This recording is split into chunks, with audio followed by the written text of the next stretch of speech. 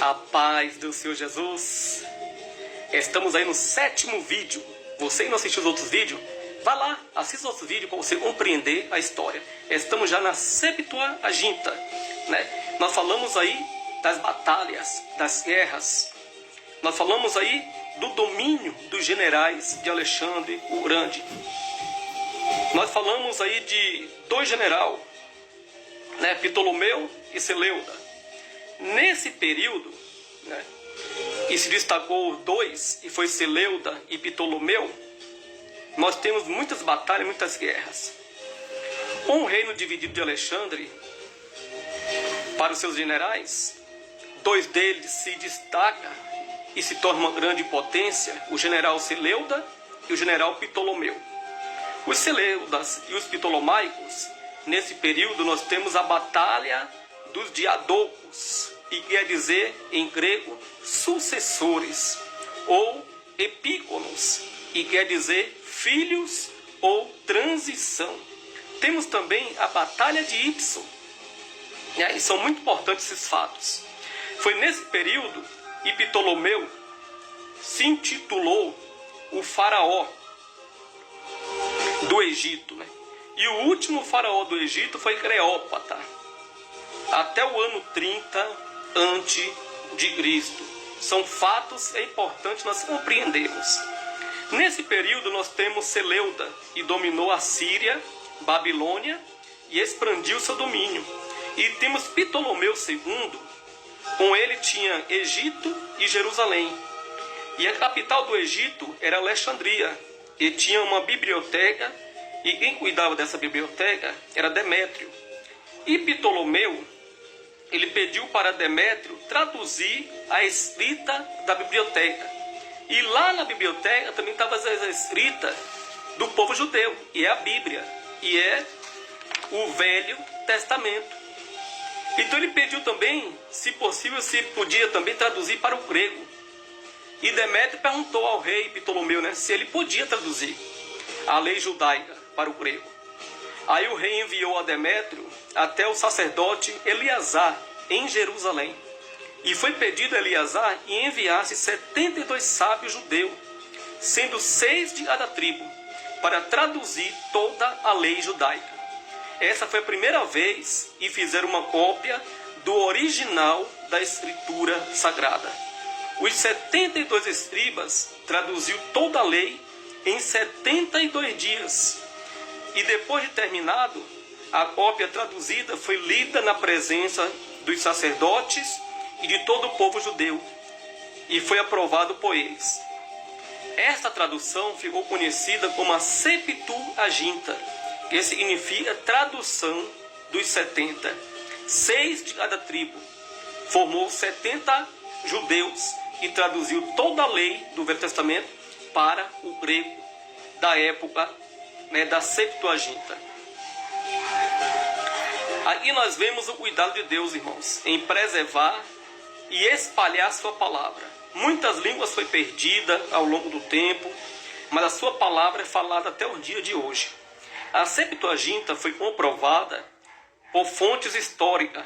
A primeira foi a Carta de Aristeia, ou Carta a Filoscrates, no século II a.C. Com os gregos e romanos, nós entramos na era das Olimpíadas, os Jogos e muitas batalhas.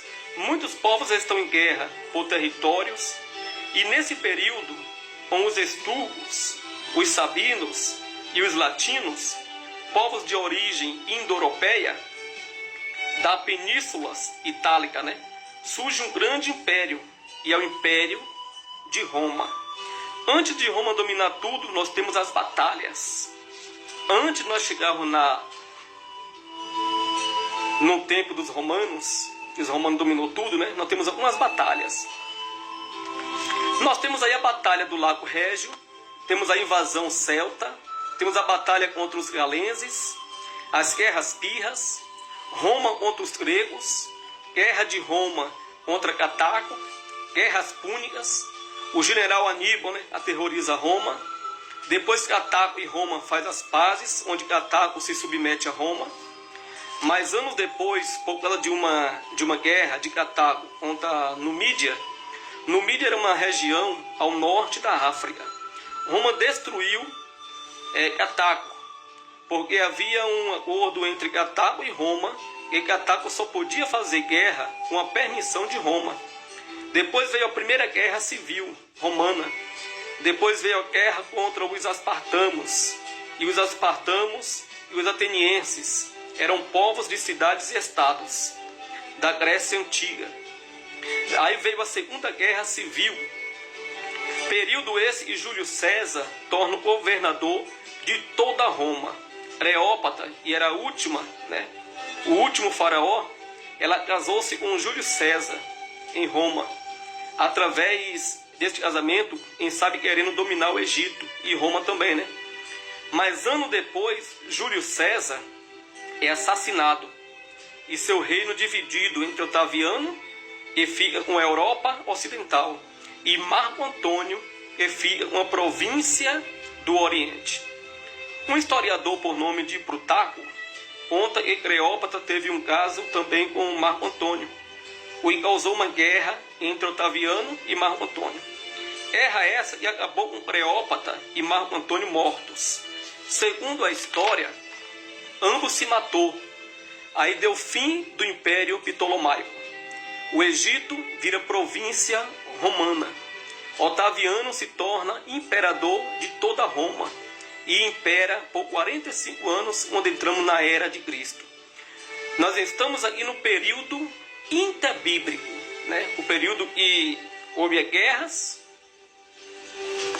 e os romanos conquistam todo aquele território até Roma, até o nascimento de Jesus, Esse período nós chamamos de período interbíblico, e é o período da volta do cativeiro até o nascimento de Jesus Cristo. É o período interbíblico. Eu pulei alguns assuntos aqui, mas vou falar agora em sequência. E é o período antes de Roma dominar tudo. E nós temos aí os Seleudas e os Ptolomaicos. 400 anos de período interbíblico. Esse é o tempo que decorre entre o fim do Antigo Testamento e os acontecimentos do Novo Testamento. É o silêncio profético de Malaquias até a pregação de João Batista. De Malaquias ao nascimento de Cristo, nós tivemos os persas, os gregos sírios, os seleudas, os romanos e o Império Seleucidas. Veio do Oriente Médio, por Seleuco I, Nicator. O vídeo está curto, o vídeo já está acabando.